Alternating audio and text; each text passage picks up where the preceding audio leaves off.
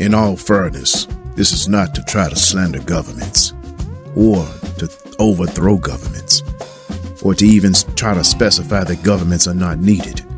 Because historically, well, most governmental programs did help a lot of unfortunate people rise out of poverty. Governmental programs did build infrastructure, roads, things of that nature.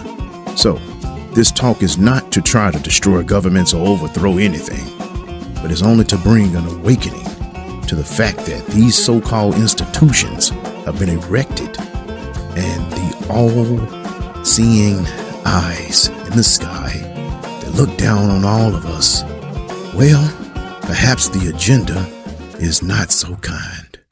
I start with the point of slavery, as slavery is the first institution some of my ancestors have encountered. I say some because I am also Native American. However, in a nutshell, slavery was a global model of commerce, and to many degrees, some forms of human trafficking exist today. But my point is that at the time of slavery, well, it was an accepted institution, and this institution had ripple effects in time. Even after this so-called institution was demolished, the demolishment of the institution of slavery didn't exactly demolish slavery, did it?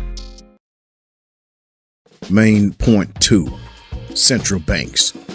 Ever since 1913, during the sleepy Christmas holidays, and the Federal Reserve was able to snake slide and slither, and it's a private company, to gain control of the printing of American money, which is itself inherently another fake construct perpetrated and made to look needed in the current matrix.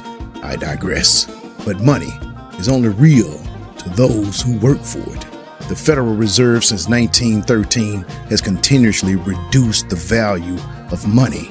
Right about now, it's probably 1% of what it was in 1913. And also, due to all the overspending and inflation, which is a very insidious tax because it robs the money you have sitting there collecting dust.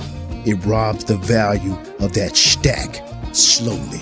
That $10,000 becomes less and less each day. And guess what? You have to work harder and harder to stay in the race, to be a debt slave. The difference between slavery of old and slavery of today is that the slaves today have to feed and clothe themselves. They got to pay rent. They got to pay the light bill. They got to buy just the stuff to keep the economy going and to make their little minds feel like they doing something all the time. They all a part of the rat race. They all a part of the game. And for the people who got the ability to look down from the towers, they like to laugh. For the first time in history, children seem to be being groomed for the pedo class to avoid the laws by designing a generation of sexually perverse kids that are willing and trained to hide the abuse. More Stockholm Syndrome.